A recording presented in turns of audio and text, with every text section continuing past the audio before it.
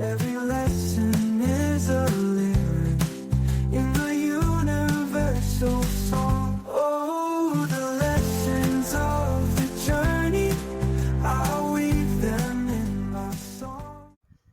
Hello and welcome to Lessons of the Journey, where we discuss the stuff we actually needed to learn in school with Coach Jen and Coach Nicole. Yes, we are so happy you joined us today. Thank you for being here with us. Today, we are talking about parenting. Nicole, do we even need to define it? There's so many ways of defining it. Keeping little beings alive. There's that. Herding cats on a regular with not enough sleep and too much caffeine and cortisol levels through the roof. Well, I have a good definition. That thing you're supposed to know how to do, but you don't know crap about. Yes. And they hand you a baby. Here you We are also underqualified. But why is it that we're such great parents before we have children? Why is it that everybody with no kids is like, oh, I would never let my kids Oh, do no, that. my kids would never do that. When I have children, they are not going to behave like that. Yes. My son said to me once, Mom, are you sure you can handle her? I'm like, who the you think raised you, but who kept you alive? She might cry. Oh, are you serious? They cry? Really? Are you sure? Come on. It's so funny. And I think this is totally true. When you have your first child, or even maybe your second, depending upon your personality, it is as though you are the first ever parent of all time. Nobody's ever done this before. And I couldn't possibly trust anybody else who has wielded productive citizens into this world. I could not possibly. So I'm going to write a list and we'll call and we'll check in and we'll make sure everything's okay. You're like, come on. There's that thought too of even if you did it with yours, and yours are different. This is mine. Mine's different. Yes, you are correct in that yours is different and they're all just little humans. It's okay. Yes. But we know how to keep them alive. Us grandparents, yes, rely on us. So my mom, because she wanted to be home with us, but they also needed a second income, started an in-home daycare. I was 2. She did it when my brother was just born. And I was around children. I grew up with them in my house regularly. And I liked kids when I was growing up. It was fine. They were friends. And as I got older, I realized that, yes, I like children, but I also like that they go home at 5:00. And I also like that they're not there on the weekends. And I also like when somebody else is changing the diapers. I can tell you that growing up in that house was the best birth control of all time. I'm like, no, I'm good with kids. I'll babysit your kids. Yes. Make sure you come home and I get to sleep in on the weekends. That is necessary. Spoiler alert, none of that exists when you actually have your own. No. And when I said the definition of you just are supposed to know what to do with this, however you acquire your child, here you go. And suddenly I'm a human, so I'm supposed to know what the heck I'm doing. And mind you, for me, I'm a human who was raised by a horrible mother. So like, wait, I'm supposed to know what I'm by the role model? Didn't have that. I had a great dad, so I could rely on that. But how do you know? What are you supposed to do? You don't know. And there's so much insecurity in that not knowing. Yes. And that gets to us because the nurses are like, oh, your mom, you just naturally know what to do when you get home and you're the best possible person. That's some bullshit. But also you recognize that over the course of time, you know, that phrase, it takes a village, came from somewhere. Yes. And there's now, for whatever reason, shame put on mothers who are like, I don't know what I'm doing. Can somebody help me out? Like, will somebody teach me how to do this? Or does somebody have an opinion on how to do that? Because I'm winging it just like the rest of us. That's where mom guilt comes in. That's where shame and just all of the things that we put on ourselves. I know what to do. You're a living, breathing thing. I ripped heads off of Barbie dolls. Like, I don't know. And mom, love every minute. It goes so fast. You just are supposed to soak it all up. And if you don't, there's something wrong with you. I'm calling bullshit on that. So much bullshit. It's hard. It's hard to know what to do. And then nowadays, I actually feel bad for you, for my daughter-in-law. You guys have access to the internet. When I was raising my boys and something happened, I could call the doctor. I could talk to a friend in the play group, but I didn't have access to thousands of people, 10% of which you're trying to just sell me, whether it's good or not. And there's this rabbit hole you can go down now that literally adds to the shame of I'm lost and confused and don't know what I'm doing. And I can only imagine how hard it is right now with the access to the knowledge in quotes that we have. That's got to be terrifying. I would have been losing my mind if I was trying to raise children in this day and age. It's awful.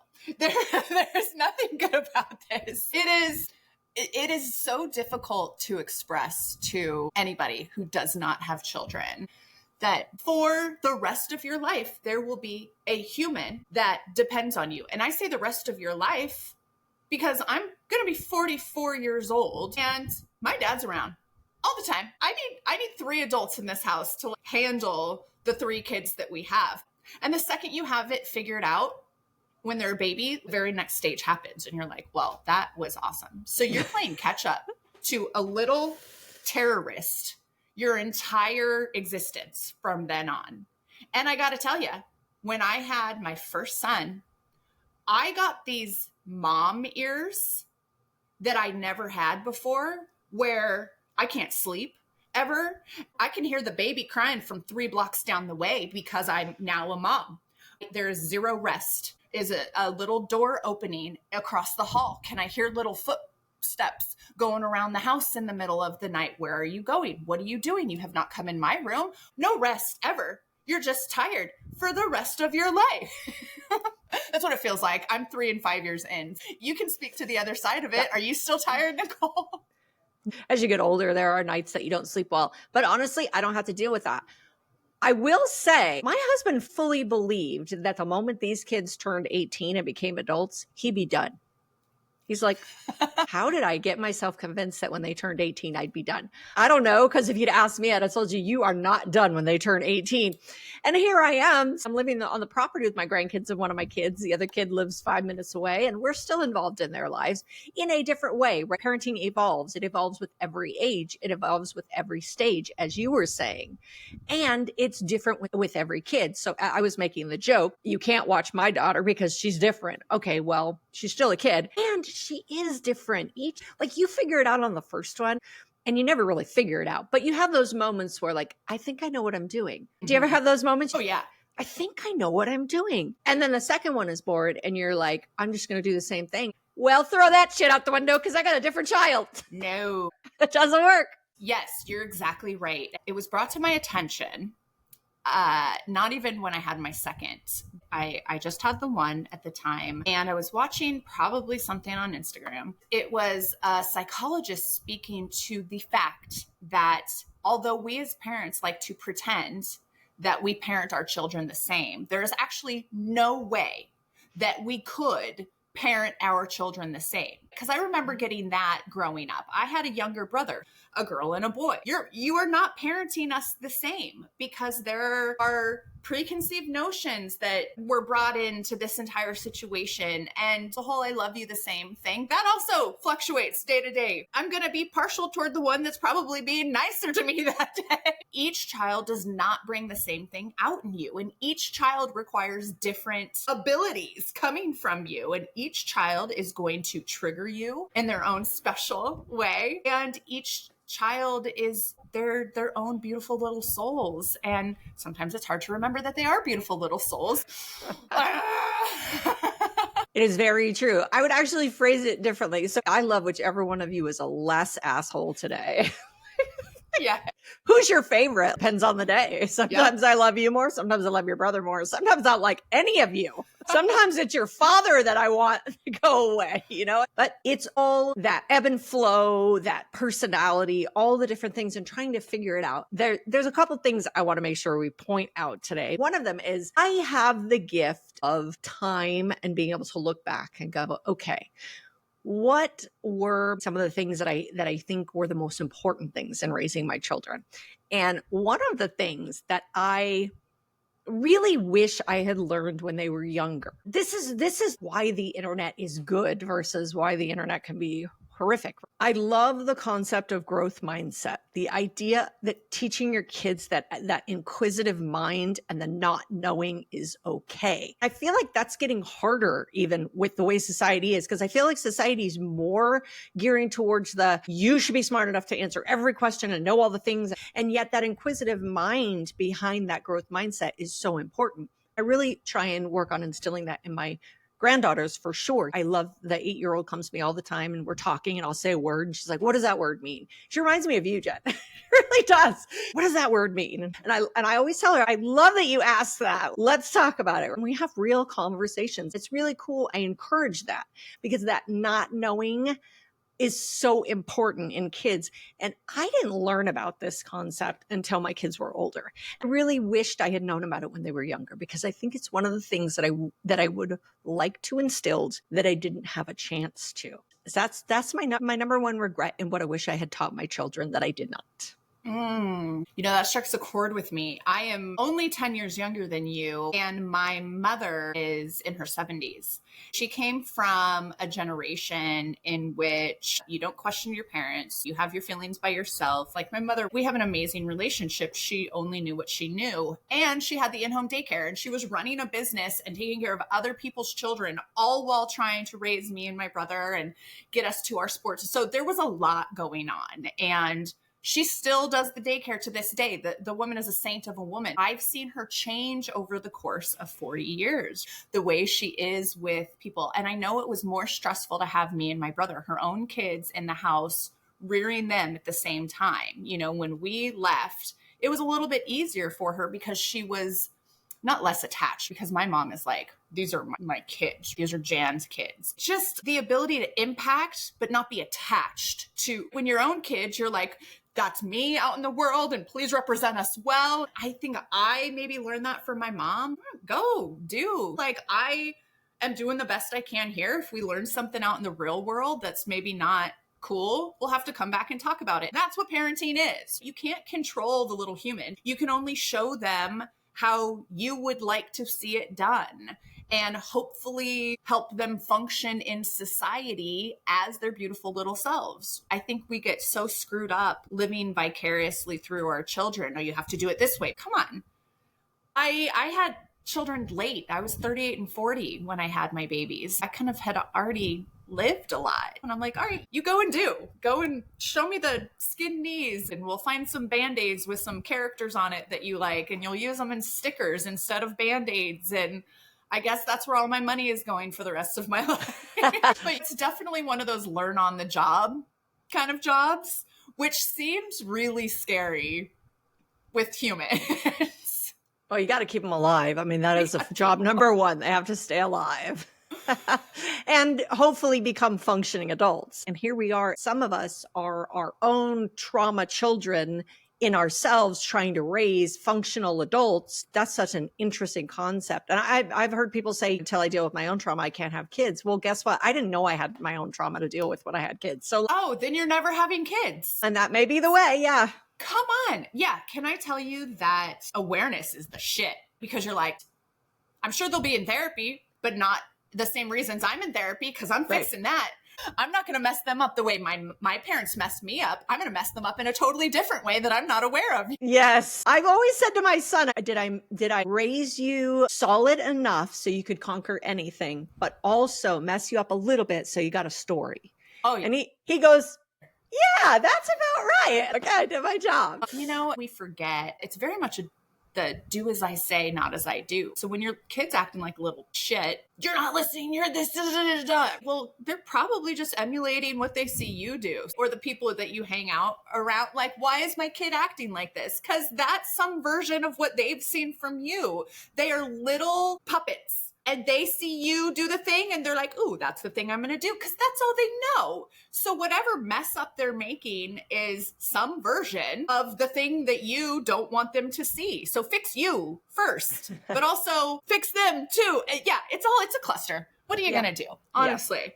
You mentioned social media. When we didn't have social media, other moms would get together and be like, oh yeah, this, or oh yeah, that, and do this and try that and whatever. Now we don't want to ask for help. So we go to the internet, which is Satan's playground as far as I'm concerned. And you're like, oh, okay, here's some information, but wait, here's differing information. Here's some other information that kind of plays both parts. And then you're right back where you started, having to make the decision from scratch because you have all of the information, but no information at all. And then you go, hope this doesn't mess them up. I hope this thing isn't the thing that we're going to be dealing with.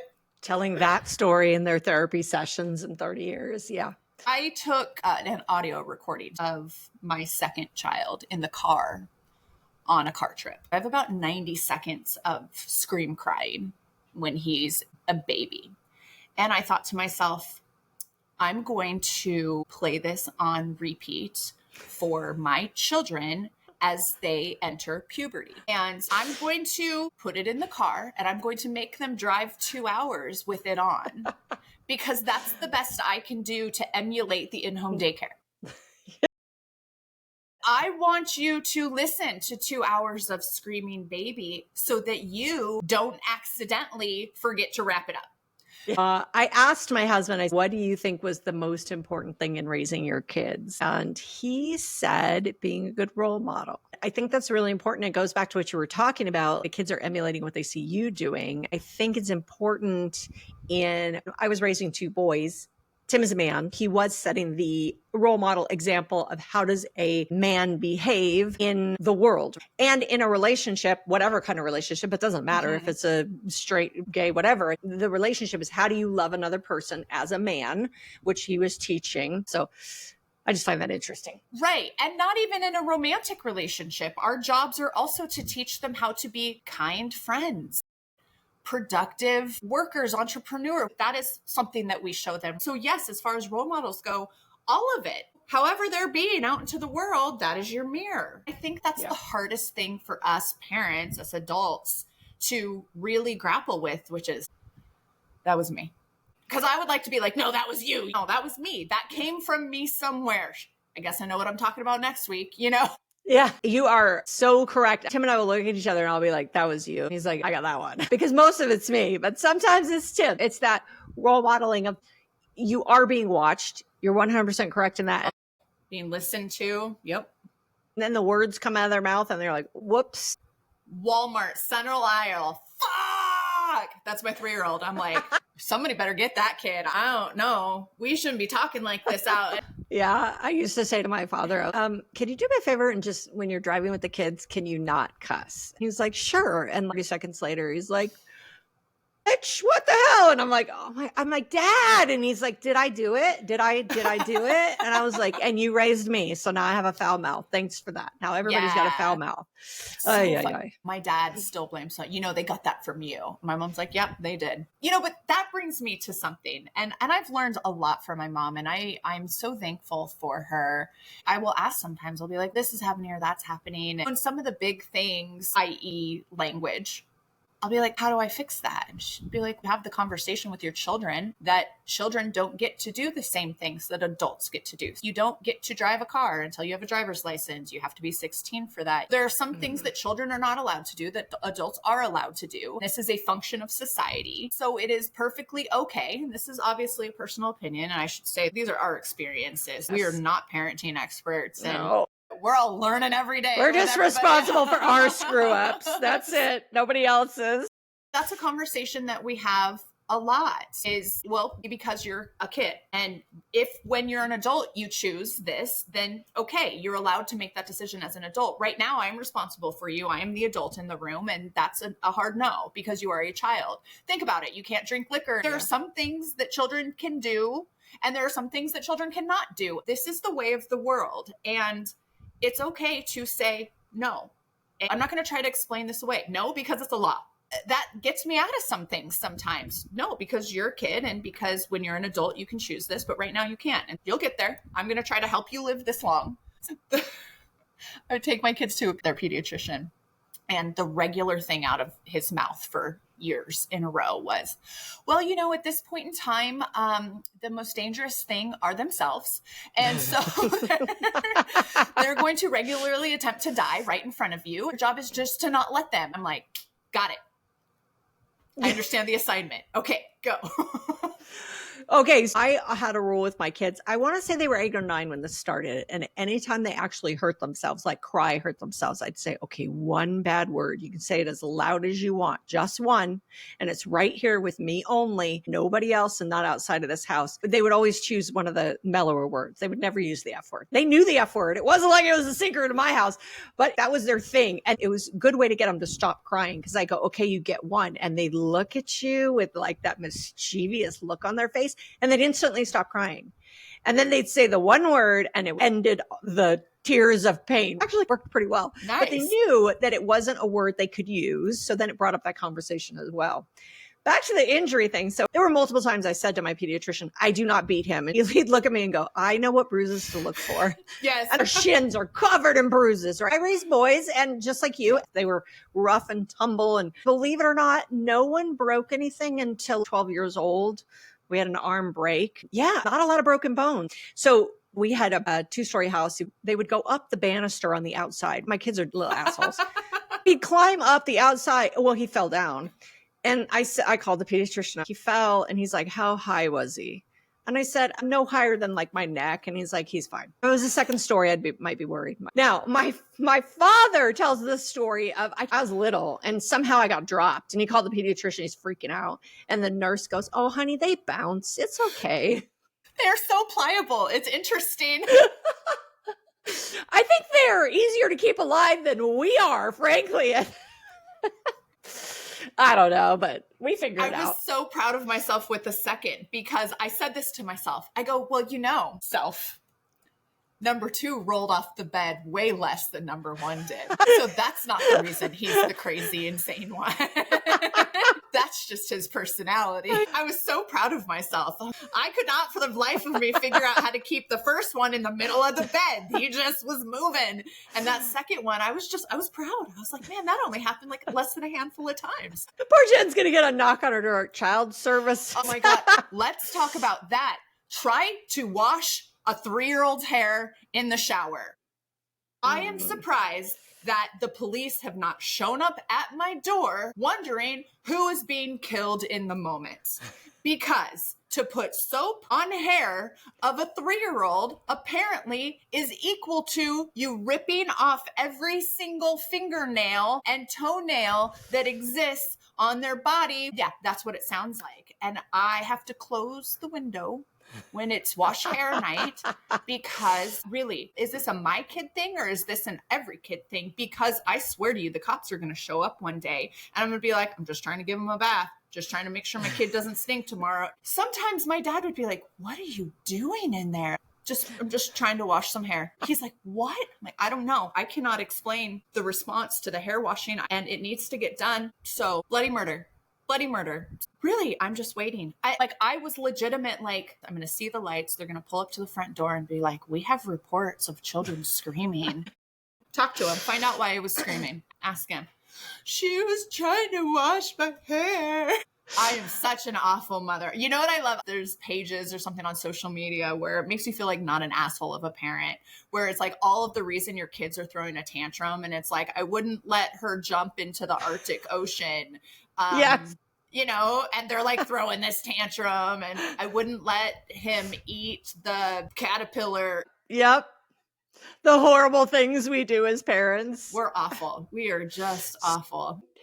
Hey, even grandparents are mean. I actually wouldn't let the little one find her sister's Easter basket. She had found her own, but we wouldn't let her find her. Well, I want to go home to mommy. Yeah. Like, yeah. Bye.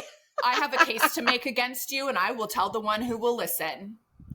Yeah. And mom's going to be like, yeah, that's not your basket. Yeah. Yeah. But yeah, now that's her thing. She gets mad at us and she goes, I want mommy.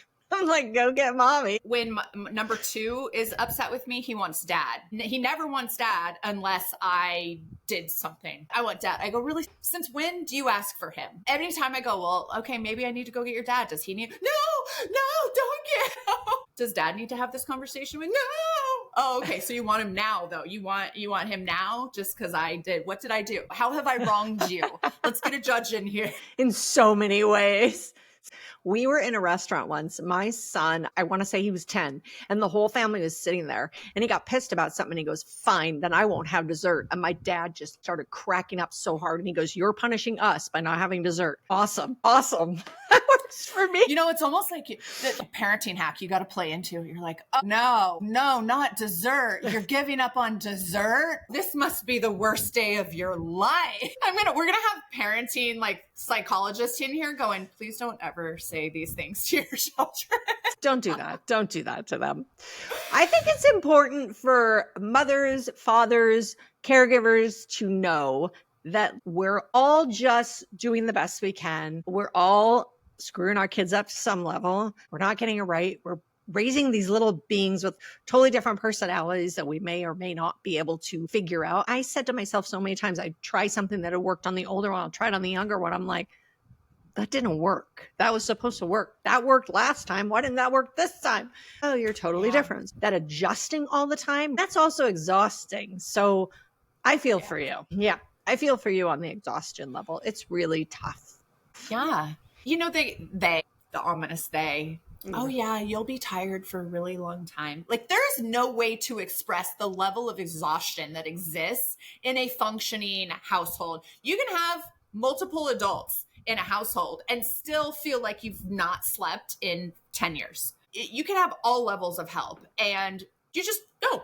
My 3-year-old still wakes up at some point in the middle of the night. And we have to do the whole, but who's doing it? Taking him back to bed. I am a sleeper, man. I need my sleep. And this interrupted sleep, trying to wake your whole self up to get your 3-year-old to go back into his bed so he can start trying to sleep in his own bed. That then fucks me up. Then I'm not sleeping. And then I have appointments. And then, no. If you think you want to have children, I recommend not sleeping for 2 weeks straight and then making that decision at the end of that 2 weeks and see if it's the same decision. And listen to the 90 seconds of scream crying that I have for you and see if you don't lose your mind. Yeah, this whole like gentle parenting thing, I don't know. I must not fully grasp it because I don't have gentle children. I don't know how to do it. I have learned though, I need to squeeze hug my 3-year-old because when we have trouble regulating emotionally, he needs that reset. So he's got to borrow my calm. And I don't have the whole psychology, but it took me like a whole year to figure this out. And before bed, he needs some pressure on his muscles. He needs like a weighted blanket. And my other one just wants mom snuggles and he doesn't want to be squeezed tight and he just wants to kind of like rub up, you know. It is so interesting what you just said. That didn't work. That was supposed to work. What am I supposed to do? And you're it's a lot. Well, first of all, gentle parenting. So there was this video I saw, probably Instagram, and it was this guy and he's like, yeah, I'm trying gentle parenting. He's like, go get your clothes on. Go get your clothes on. Go get your fucking clothes on before I beat your ass with my belt. I'm just like, okay, I'm not beating anybody. There's no belts involved, but I loved it. He was just quiet as can be.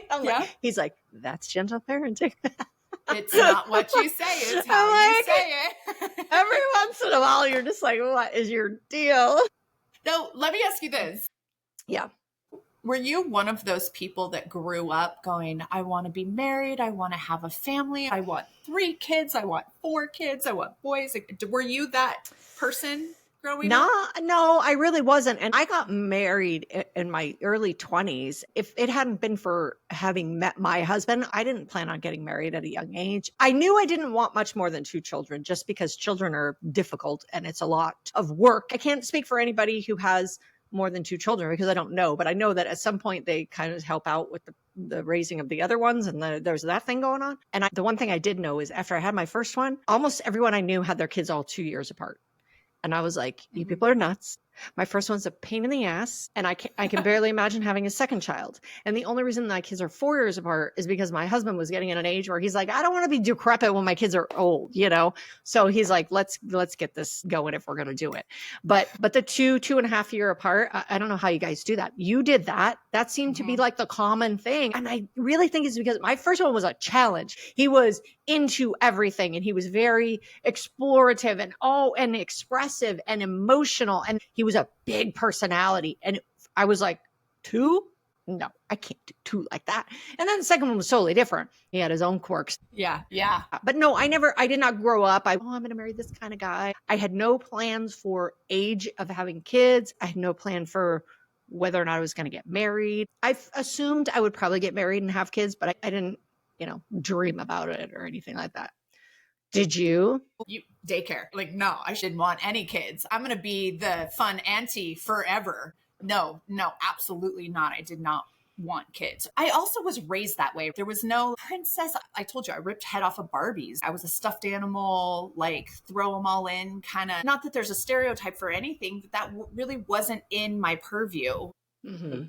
My dad worked out on platforms when I was growing up. So he was gone for stretches at a time. So there wasn't this version of what marriage, and I was raised by my mom, who is a very powerhouse of a woman. And I was like, what do I need to get married for? I don't want kids. Like, daycare's like a mortgage. Why would I? Nope, I'm good. They go, oh, there's this maternal clock. Yeah. And I'm like, okay. And when Elvis died, and I went, well, any type of traditional thing is out the window. I'm 35 years old. We planned on having at least one, but he was 8 years older, and then he died. Like, what is this going to look like? I'm going to mourn for who knows how long. I mean, obviously, this is me looking back at what the process was.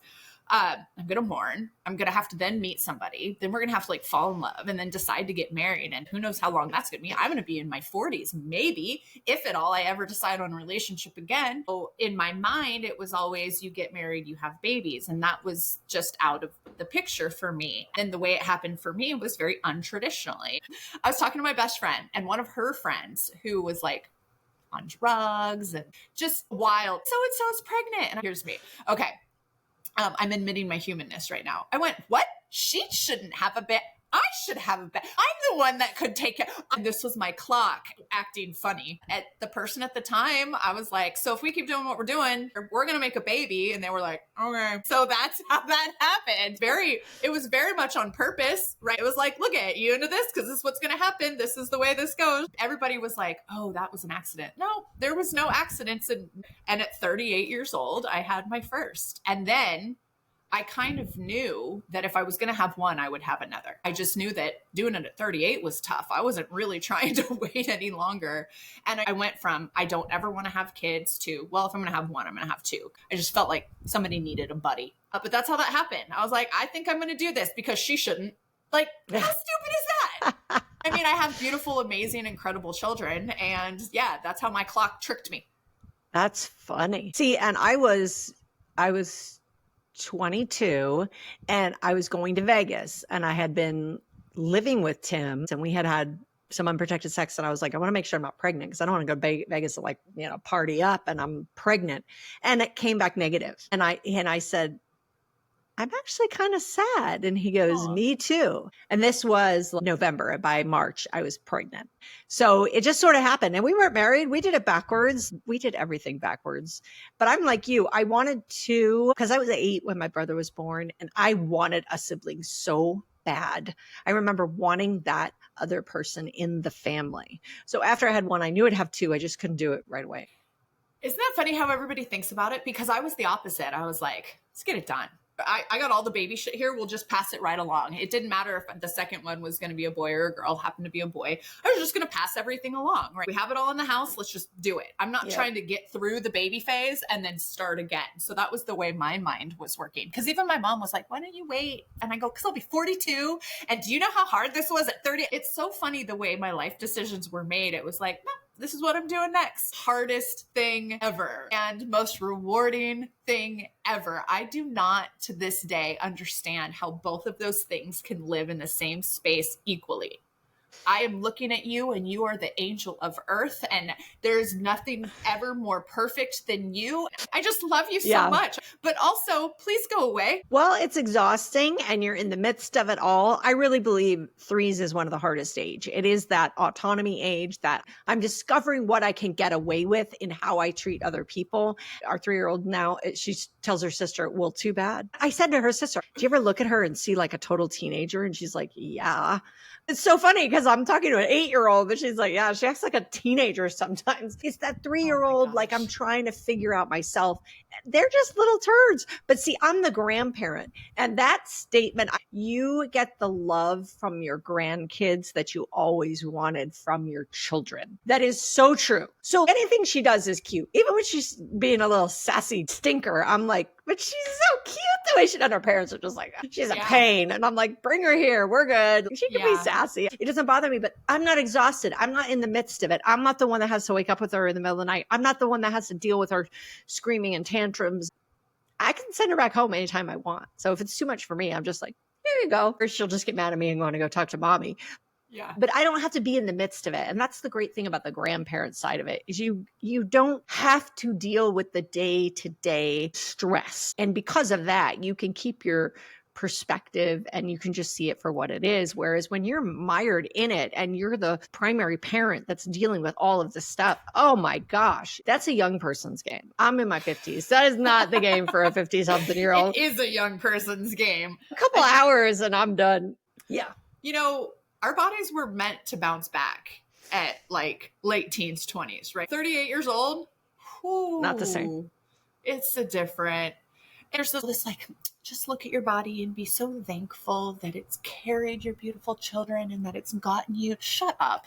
I miss my old body. I had 38 years of my old body, which was fit and athletic, and it just all of the things that I am no longer. I miss that.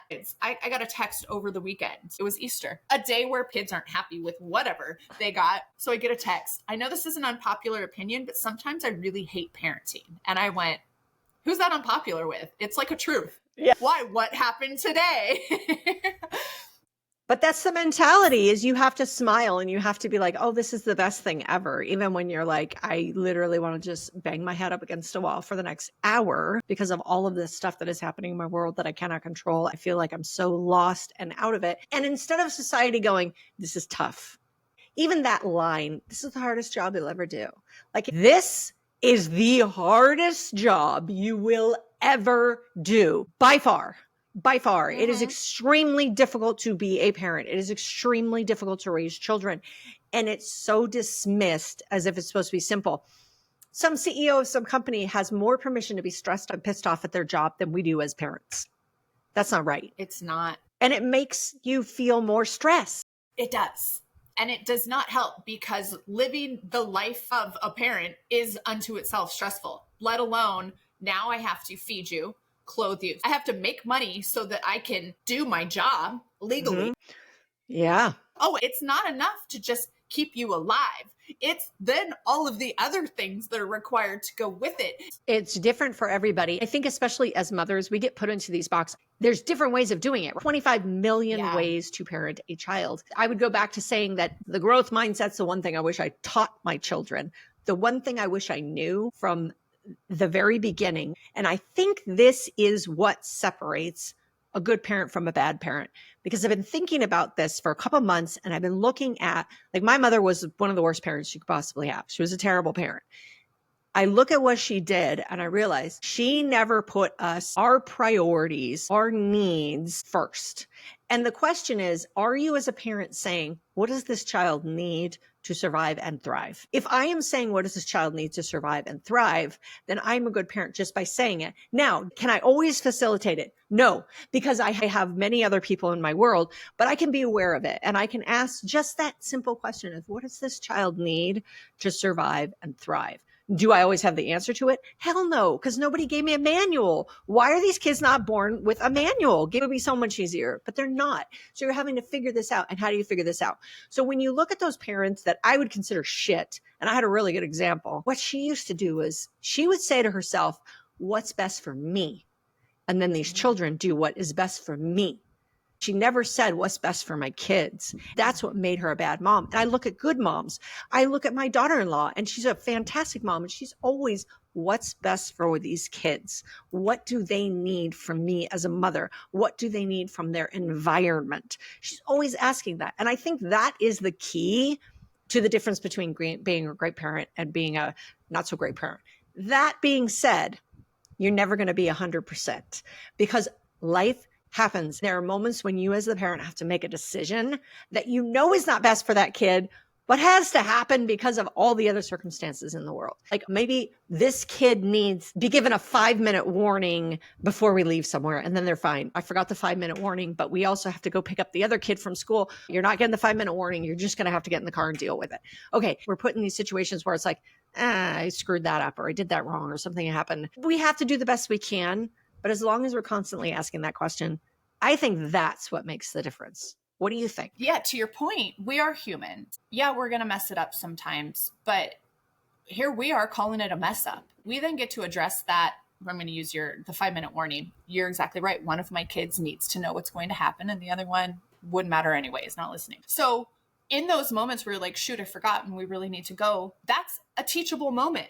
Yeah, I messed up. It's repair. And that's what I now know that maybe my parents didn't know, or that it didn't make sense in their parenting timeline, just age-wise, or what we knew about parenting at that time, that it doesn't matter if I was wrong. I'm not going to tell you that I was wrong, because then you're going to think that I'm wrong as a parent. We just won't discuss it, and I would never apologize. That was then. What I know now is that repair is absolutely necessary. Yeah, I didn't give you your 5-minute warning. I apologize for that. I know that that helps you better. And there are going to be times in which that doesn't happen. And here's how we deal with that. I would like to talk to you about how you're feeling. I would like to help you with building the tools that help you move through these moments where we're a little disappointed that A or B didn't happen. So those are always parenting moments. I think that we forget that. It's the self like, oh, I messed that up. I'm such an awful person. It's this mom get da-da-da, instead of, yes, I'm human. And so are you. And yes, I forgot, or I didn't do that. And now what? How can we be strong enough to move through moments like this? And those things add up. The more we can go, yes, this happened and you are disappointed, and I'm sorry that that happened, and how can we make it better? Or what is a way that we can think about that? So instead of beating down on ourselves, which I'm so good at, by the way, in parenting, I'm this other person in my coach life and in friendships where I'm just totally accepting of all things that are, until you put me in mom moments and I'm like, I messed this up and I'm awful and I'm horrible and they're going to hate me forever. No, that happened and I apologize. And I would like to help you make it better. And maybe we're building skills for life here that you can learn from me. You are building skills for life. So when you talk about teachable moments and everything you talked about right there, one was modeling. You were modeling how to be a flawed human. You were modeling that if I make a mistake, here's what I'm going to do. You're also modeling growth mindset, which was, I don't get it perfect all the time either, which used to be, as parents, if I said it, it is 100% the truth. It is the way it's going to be. And we're going to move forward with that, which is horrible, because then it's, oh, I have to be perfect too. And I can't ever be flawed. Well, guess what? I'm flawed. This is how we're going to do it moving forward. You're modeling that growth mindset concept, which I think those are huge. And when people say gentle parenting, I think it's taking the time for that teachable moment. Like, I know we made a joke earlier, but I think that's the reality of the gentle parenting. It's taking the time to talk to your kids, or for me, grandkids. I've done this with my 3-year-old, and she literally looks at me like I'm nuts because she doesn't really understand what I'm saying. And then we move on. But I do it so that she knows that's something that I'm going to always do with her. Hey, this happened. And how do you feel about that? And kind of talk. And she's just like, just give me the damn cookie. I'm going to take the moment because I have plenty of time to do this as a teachable moment. And you may or may not get it. Now, the 8-year-old, I do that all the time with her, and she gets it. We have gotten into some great conversations because we've taken the time to go, hey, that didn't work out, or I was having this, or this was going on, or because you admit to your own flaws as a human. And I think that sets the example. That's that modeling. That's so huge. That's the difference between the future of parenting versus the how our parents raised us scenario. Yeah, Grace. And it's so huge. Tough for me to grasp onto that, for me personally. That is the key, is just recognizing that as flawed humans, we all are. That's okay. You mentioned earlier about making mistakes and how great it is to make mistakes, but the stigma is that mistakes are bad, or you messed up somehow. As an adult who's way too aware, I'll take some things. Like, I have to teach this to my kids right now because it's so important, and they're 3 and 5, and it is so necessary right now. Maybe it's not, but You're convinced it is. I got into this whole failure thing, and we're playing sports now. So it's starting to make more sense to the kids about how you're learning new things and you're going to mess up sometimes. And for whatever reason, I got into this whole, do you know how many times it took for so-and-so to invent the light bulb? He failed like 100 times. If you use 1,000,000 in like a 5-year-old's life, that's like all the time. Like 100 times he failed. And he was like, what? And I was like, yeah, but guess what came out of it? And then we started talking about all the cool inventions that came out of failure, how all information is good information, and how you got to try some things out because you never know what it's going to turn into. And, you know, and he was like, all right. Now I start asking a question like, did we mess up on anything today? What did we learn? So they'll think about it like, oh yeah, I did this. Or maybe if it's not them, so-and-so did this and this is what I learned. We have those conversations. We're talking about what I wish my parents would have been like, it's okay to mess up. Maybe I wouldn't feel the pressure now to be so on top of things, because that's why it's so tough for me to have grace with myself. Maybe if those conversations would have been had, like, you're going to mess up all the time, it's cool. If it would have been approached that way, I would have been like, oh, okay, guess what? I messed up today. But that wasn't done. And I'm like afraid to fail. And I'm like, I'm not going to mess my kids up that way. So that's one of the things. Yeah. I think that's an important piece. And as a parent, it has to be okay for you to be flawed and make mistakes too. I think that's where we're sort of missing the boat in the social media thing. It's that painting parenting in this beautiful picture. I want to see the mess. Like, show me the disaster. Show me the videos of the kids freaking out because you wouldn't let me eat a caterpillar.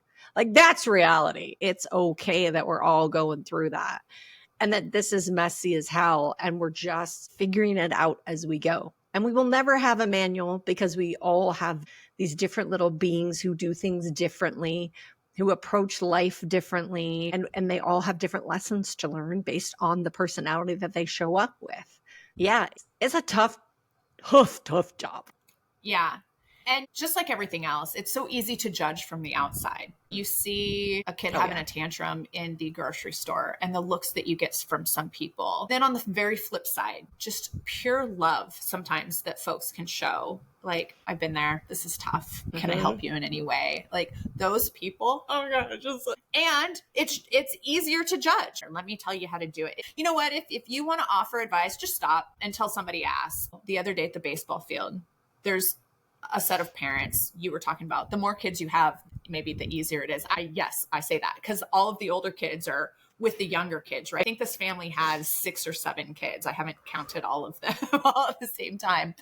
These parents are so chill. This mom, I watch her more than I watch the baseball game. I'm like, wow, she knows how to do it. She's just so cool. And she's not searching for her kids all over the field. I can't rest because I'm like, where's the other one? Where'd the other one go? What are they doing? Did they run into the parking lot? Are they dead over there? That's me. I'm like in a panic regularly. She's so chill. So I go up to her at the game the other day. I go, I was thinking about you the other day. You're like my parenting idol. You're like super mom. And she was like, what? She was like, oh my God. And I go, you're doing awesome. My kids are so cool. I just wanted to tell you, you're killing it. Just like, oh my gosh, thank you. We never hear that. And I was like, yeah. So do that more, people. Be like, Mom, you're killing it. You look like you haven't slept in a week, and I don't care that you didn't put mascara on today. You were crushing it because look at that kid over there being alive and all that. Seriously, because of the environment we live in and it's all close quarters, we get an insight into what's happening in that family that we wouldn't have if we didn't live here. So there are times when I find myself, because I'm human, I'll be like, oh, I would have handled that differently. And I say to my husband all the time, I go, if we had had a grandparent living in our house, judging every moment that I had as a parent, that would have been so freaking stressful. Our job is to be a support system, and that is it. That is it. Yeah. Unless there is something that I consider a major safety issue, my mouth is shut. Yeah, that's good practice, Nicole.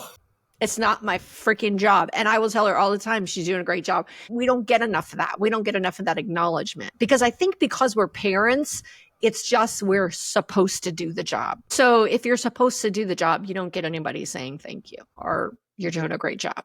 Even in my past life, pre-kids, you know, I made some pretty good money in my life, and I would have worked for free for acknowledgement and some high fives, and you're doing a great job. Really. I Yeah. function off of words of affirmation. That is my love language. Can I tell you what breaks me? It's when my mom and my brother tell me that they think I'm a good mom. I want to start tearing up right now. I'm like, my family who they know all. I'm like, you think, really? Are you just saying that? Or do you think I really? And I'm like, you see me getting emotional right now. I'm like, my brother said you're doing a good job. Wow. That is a big deal. And I just think that it would be a little bit easier day to day if we heard that more regularly as parents. And dads need it too. There's a different kind of job when you're a dad, whether you're with mom or not. Raising little humans is hard. And I think that anybody who's doing it, when you hear like that, gets you through a lot of mess. You know, hey, you're doing a great job. Like, okay, I can keep going. I can keep going because that matters. Words matter so much. So if you take anything away, go tell a parent they're doing a good job today. Yeah. Because it is hard. It is hard. And the real conversations, I think, are so important. I remember I did not have children yet. I had a friend. She had one and she was pregnant and she battled with mental health. And she was telling me just the most vulnerable, honest story about when her first son just wouldn't stop crying. And you don't know what kind of kid you're going to get. You don't know if your kid's going to be colicky. Her first son just wouldn't stop crying. And she was dealing with her own mental health. And she said, and I didn't have children, so I didn't understand at the time. I went, oh God, you just said that out loud. I understand now. She said, I finally understood in that moment why people shake the baby. And I went, oh, and not until you have a child that can't or won't stop are you like, oh, I get it. I need to walk away at this moment, right? Are you safe? I need to walk away because it is important for the both of us that I walk away in this moment, right? You phone a friend, trusted part, whatever. I need to walk away. And to touch on a point that you were talking about, like what is best for my child, sometimes that is self-care. Sometimes the best environment I can create for my child is that I care for myself in this moment so that I can then in turn care for you. I think we overlook that too. For a long time, I lost myself. I was not Jen anymore. And I felt deprived of my life. And you're looking at these little beautiful things and you're like, I don't blame you, but also where did I go? And it gets really intense sometimes. Like I've lost myself and I've done it for you. And why? All you do is cry and tell me I'm awful. Like, where did I go just for this? Finding that time for the self-care, because that is necessary for you to show up for the little people in your life who need you to the best of your ability. It's also important for them to see that that's something that as a human one needs. Parents need time alone so that they can come back and be their attempt at best selves. It's hard in those first years. It's really tough. I was talking to a family member once and she was discussing the baby and the crying, and it felt like she was at that point. I said, you put the baby in the crib and you walk down to the end of the street. She goes, I can't leave the house. I said, get out. You need to get away from that sound for that baby's health and your sanity. And she's like, I can't do that. And I said, yes, he's an infant. He'll be in the crib. He can cry for a few minutes without you. You need to walk away from the sound. The sound is driving you insane. I would have gotten in the car and gone there, but she was across the country. I couldn't get to her fast enough. Yeah. And I think we get to that point sometimes where you do kind of break. My first one, along with all of his precociousness, he also had ear infections to the point where they almost wanted to put the tubes in his ears.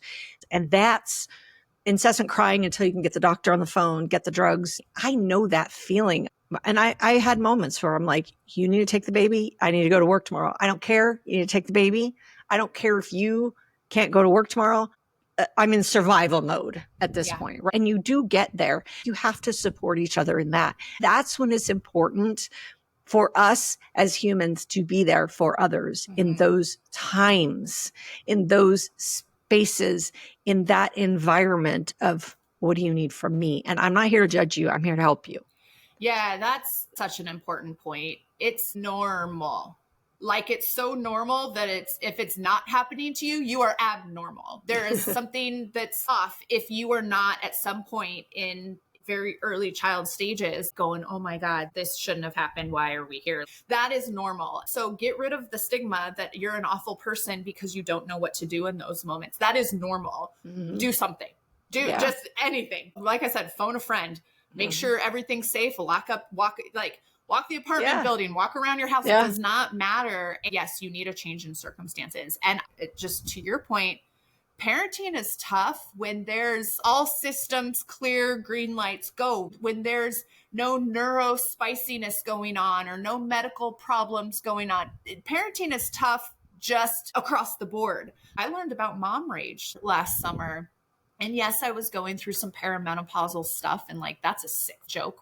You have to go through a second puberty in life while raising little people. Like, yeah, is it real? Mom rage is fucking real, and maybe check your hormones. So all of those things, I had to walk away a couple of times when they were babies. I had to walk away a couple of times last year when they were 3 and 5 and 10. Because I went, oh, I'm going to hurt somebody. Somebody's going to fly off this lanai and I'm going to go to jail. So I need to go now. As they grow, it's always changing. It's not just babies. Like, it is challenging every day with something. I had to phone a friend last summer and I was crying. I have to leave now. I have to go somewhere. I'm afraid that I'm going to hurt somebody. And she goes, I'll be there in an hour. Can you make it that long? Yes. And I drove past the airport and I thought about turning in and flying somewhere. That's how bad it was in that moment. Now, that was the beginning of my perimenopausal journey and we had to figure that out. But that was in that moment. Do I really think I was going to hurt somebody? I don't. But in that moment, my entire body was feeling something that was just unheard of or unfelt before. I was like, I'm scared, legitimately. And that's why it does. It takes a village. Put the call. Why is it that we've for so long had suicide hotlines, but we don't have parenting sex hotlines? That's a good question. It's hard to say the scary things out loud. Well, think about a suicide hotline. You're saying the scary things out loud. Yeah. The mentality, I think a lot of people would actually answer that question. Well, you have friends. Well, do you know how hard it is to call your friends and tell them how bad it is? That is a very difficult conversation. You'd almost rather have it with a complete and utter stranger. I'm not joking. I mean, why do we not have that? I hear you. Let's start it, Nicole. And we need a menopause hotline. That one too. Gosh. Or just continued conversations like this, letting people know that it's okay. Yeah. It's safe. There's nothing wrong with you, that we need to say these things out loud, to hold them in, to bottle them up really isn't the way to go. To just say it sometimes, even out into the void, it helps. It helps to get it out because we hold so much in.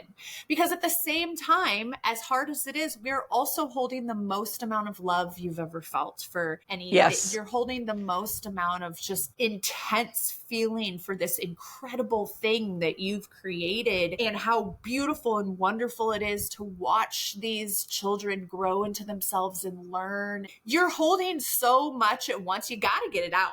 It's not healthy otherwise. And just talking about the good things doesn't do it, because the good things aren't the things that we shove down. It's the things that are perceived as not so great. Those are the things that need to be spoken. I think that's what you and I are hoping to do. It's okay to talk about those things. There are people out there that get it. Find those people. And it's okay to laugh about it too. Like, my kid's being a little shit right now. I'm going to step outside and talk to the sky for a minute. Let's laugh about it, because it's a hilarious and crazy ass journey. Well, laugh or cry, one or the other. Let's do our takeaways. Oh gosh. I look forward to the grandparent phase. Not that I'm not enjoying a lot of what's happening here. I just hear from so many grandmothers, like what you're saying. There's another side to it where you get to enjoy little people differently. Yeah. I also would imagine that it's very cool to watch your children with their children. Yes, be parents. I think that is something that I look forward to, and kind of makes it worth it, I guess, at the end of it. Accepting and all. Oh, I did that to you and you're doing that to her. Cool. I hear my voice come out of my son's mouth all the time. All the time. Does he know it's your voice? Does he go, that's mom? Oh no, he'll teach it to me too. And I'm like, who the hell you think you learned that? He's learned so much through osmosis. None of it was me. I didn't do anything. No, you were credited with nothing. You raised an amazing human that just got that way on his own. It is cool to watch your kids be parents, especially there are some moments you'll catch that are just, they melt your heart. To watch your kids be parents to your grandkids, it's just beautiful. Beautiful. Yeah, it's a wonderful thing. What's yours? My biggest takeaway is just continuing to expand my mind on how much variety there is in parenting and embracing that variety, because I'm a little bit on the, look, this is how life is done. Like somebody gave me a pillow once and it said something to the effect of, I know there are many ways, but my way is the right way. That's me. I know there's other ways, but my way is the right way. That being said, I'm joking with myself. Yeah. I know very well that there are many different paths and I have to keep expanding that in my world. I was having a conversation at dinner and we were talking about the difference in parenting styles. My son is a lot like me. My husband's a lot like my daughter-in-law. They're very mellow. They get the job done, but they're very mellow. We're like, do it. Get in gear. Yeah. We're not as kind in our delivery. And I was explaining that and my son was like, oh, and he was kind of getting what I was saying. Because I'm like, you and I are very direct and we can come across as kind of assholey. Yeah. We're just going to give it to you as it is and take it and do something with it. We're not as gentle. And I always say it's that kind parenting, right? I have to bring in the kindness. I think the variety of knowing just there's lots of different ways of doing it because that keeps me less judgy with the people in my world that I care about and want to only support. That's my biggest takeaway is just continuing that expansion. I like that. That just made me think it's all the right way. Unless we're like beating our children or doing anything that's really shaming, not, like, the things, that intentionally. It's all the right way. If we looked at it like, oh, I'm doing it wrong. No, you're doing it right. You're doing most of it right. Did I tell you this before? I talked to a sociologist and she said, parents really only need to get it right 40% of the time for their kids to be like, quote, normal functioning adults in the future. And I went, oh, I am crushing it then. I am kicking 40%'s ass. I got to be at least 50-50. Like, I'm good.